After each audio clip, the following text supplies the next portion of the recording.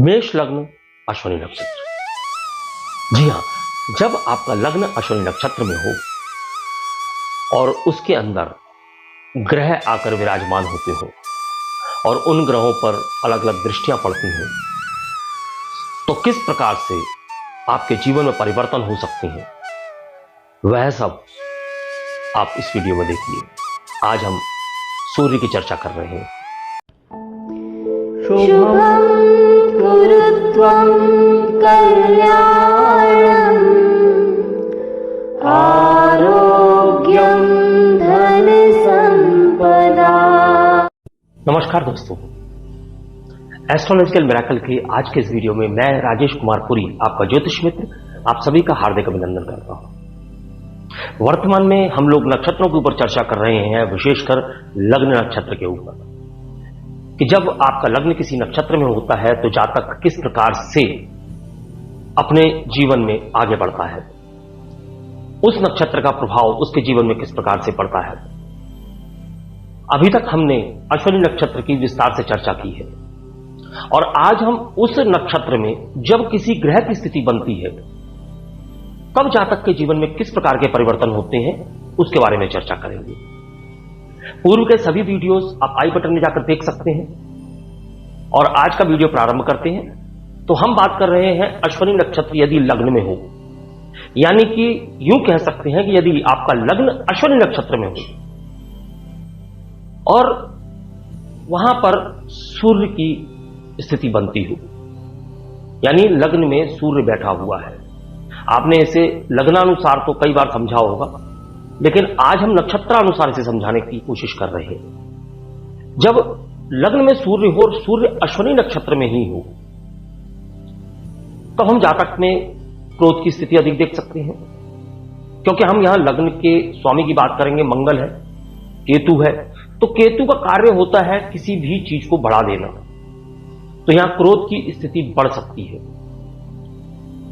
जातक हिंसक प्रवृत्ति के हो सकते हैं, जातक झगड़ालू किस्म के हो सकते हैं, चिड़चिड़ापन इनके अंदर बहुत अधिक मात्रा में हो सकता है, अहंकार हो सकता है, किसी प्रकार के घमंड की हम बात इन जातकों में कर सकते हैं, क्योंकि यहां पर मंगल की ऊर्जा और सूर्य की ऊर्जा दोनों ही दिखाई देती है। अब हिंसक प्रवृत्ति की बात तो कुछ इस प्रकार से भी हम सबसाइड कर सकते हैं कि हो सकता है कि जातक सेना के क्षेत्र में कार्य करता हो सकता है जातक सर्जन हो, तब हम उसके हिंसक होने की बात नहीं कहेंगे, हम उस हिंसा को परिवर्तित रूप में देखेंगे कि कहीं ना कहीं वह मानव जाति के कल्याण के लिए, अपने देश के कल्याण के लिए कार्य कर रहा हो सकता है, क्योंकि सूर्य यहां पर उच्च की अवस्था में होता है और जब अश्विनी नक्षत्र में होता है तो वह उच्च ही होता है। तो उच्च सूर्य से हम हिंसा की जब बात करते हैं तो हिंसा में हम उसे मानव कल्याण के लिए जो हिंसा हो रही है उसकी बात कर सकते हैं।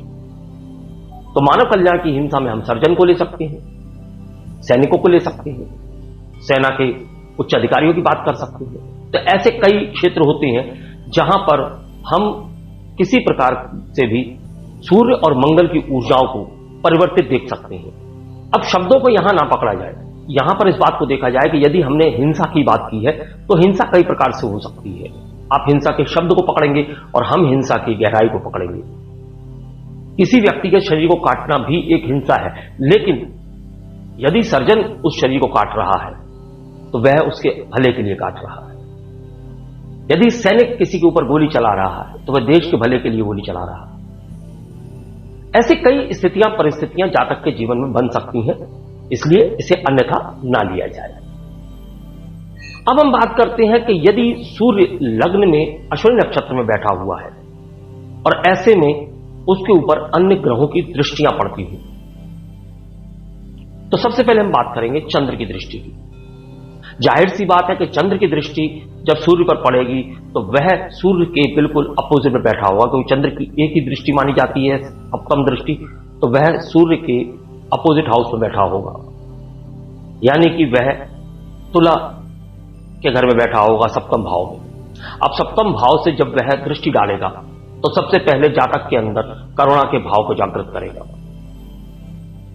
करुणा के साथ साथ दया, ममता, इस प्रकार के भावों को चंद्र जागृत करता है। जातक के अंदर प्रेम करने की प्रवृत्ति हो सकती है, क्योंकि यहां पर अगर हम दूसरी दृष्टि से देखेंगे तो पंचम भाव का स्वामी सूर्य लग्न में आकर बैठा हुआ है, तो पंचम भाव से हम प्रेम की बात करते हैं, ज्ञान की बात करते हैं, संतान की बात करते हैं। उन सभी क्षेत्रों में जातक के जीवन में एक अच्छा प्रभाव देखा जा सकता है। तो जब हम प्रेम की बात करेंगे तो चंद्र की दृष्टि उस प्रेम को बढ़ाने वाली होती है। जातक के अंदर भावुकता भी जागृत हो सकती है। जातक जब विवाह की बात करेगा तो वह अपनी पसंद को आगे रखेगा, यानी उसकी चॉइसेस बहुत ज्यादा हो सकती है। फिर हम बात करते हैं मंगल की दृष्टि की।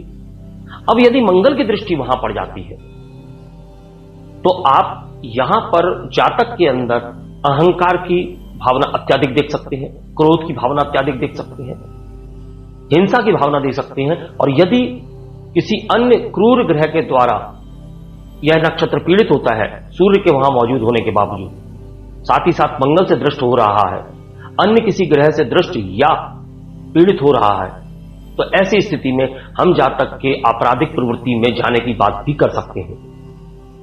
फिर हम बात करेंगे गुरु की दृष्टि की, ठीक है, क्योंकि बुध और शुक्र चूंकि सूर्य के आसपास ही रहते हैं, इसलिए उनकी दृष्टियां कभी भी सूर्य जहां बैठा हो वहां नहीं पड़ती है। अब यदि गुरु की दृष्टि यहां पड़ती है तो सूर्य यहां पहले ही बैठे हुए हैं, तो जातक का जीवन राजाओं के समान हो सकता है। उन्हें राजसिक पद की प्राप्ति हो सकती है, राजाओं के समान उन्हें अधिकार प्राप्त हो सकते हैं, या यूं कह सकते हैं कि उन्हें गुरु की श्रेणी प्राप्त हो सकती है। सूर्य और गुरु आध्यात्म को जगाने वाले होते हैं, तो जातक के जीवन में आध्यात्मिक प्रगति भी हो सकती है। और चूंकि हम मेष लग्न में जब अश्विनी नक्षत्र की बात करते हैं तो हम हीलिंग की बात करते हैं, हम उपचार की बात करते हैं, तो जातक डॉक्टर हो सकता है, और यदि डॉक्टर ना हुआ तो अन्य किसी विधा से लोगों का इलाज करने वाला हो सकता है, अपनी शक्तियों से लोगों का इलाज करने वाला हो सकता है, उसके अंदर उपचारक क्षमताएं हो सकती हैं, उसकी बातों में उपचार हो सकता है, उसके हाथों में उपचार हो सकता है। तो यह सब बातें हम गुरु की दृष्टि यदि पड़ रही है तब हम देखेंगे। फिर हम बात करेंगे शनि की दृष्टि की। शनि की दृष्टि यहां पर थोड़ी पीड़ादायक हो सकती है, क्योंकि शनि की दृष्टि जब सूर्य पर पड़ेगी तो जाहिर सी बात है कि या तो वह 11वें स्थान में बैठा होगा, या सप्तम स्थान में बैठा होगा, या फिर वह चतुर्थ स्थान में बैठा होगा। यहां पर बैठकर जब शनि अपनी दृष्टि सूर्य पर डालेगा तो पहले तो जातक को कहीं ना कहीं धन से पीड़ित कर सकता है। हां, यह अलग बात है कि चूंकि अगर उसकी तृतीय दृष्टि हुई आय भाव में बैठकर तो शनि वहां से जातक को बहुधा मात्रा में धन देगा, लेकिन धन का नुकसान भी बहुत अधिक हो सकता है। साथ ही साथ जातक के जीवन में विवाह में विलंब देखा जा सकता है, क्योंकि हम जिन भावों की बात कर रहे हैं जहां से शनि दृष्टि दे रहा है वह कहीं ना कहीं विवाह से संबंधित भी होते हैं। सप्तम और 11वां भाव ये दोनों विवाह से संबंधित भी माने जाते हैं, तो जातक के जीवन में विवाह विलंब से हो सकता है। 11वें भाव से दृष्टि देगा तो जातक के जीवन में आय विलंब से हो सकती है, या उसकी आय आती ही विलंब से हो। तो इस प्रकार की बातें हम सूर्य के लग्न में अश्विनी नक्षत्र में बैठे होने से समझ सकते हैं।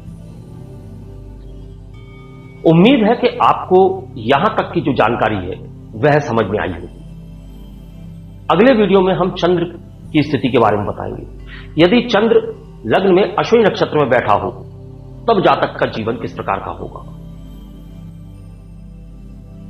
यहां तक की जानकारी यदि आपको अच्छी लगी हो, समझ में आई हो, और आपको लगा हो कि यह ज्ञान की गहराई तक कुछ बातें आपको प्राप्त हुई हैं, तो आपसे मेरा अनुरोध है कि वीडियो को लाइक करें, चैनल सब्सक्राइब करें और बेल आइकॉन का बटन दबा दें ताकि आने वाले वीडियोस आपको समय से प्राप्त हो सके। यह सभी बटन्स आपको वीडियो के नीचे प्राप्त हो जाती हैं। चैनल को सब्सक्राइब अवश्य कर लें, क्योंकि ज्ञान के वीडियो हम लगातार इस चैनल पर डालते रहते हैं, और यह ज्ञान हम ज्योतिष की बहुत ही गहराई से खोज कर आपके लिए ला रहे हैं। अगले वीडियो तक के लिए मैं अपनी वाणी को विराम देने की आज्ञा चाहूंगा। नमस्कार, धन्यवाद। शुभं कुरुत्वं कल्याणम् आरोग्यम्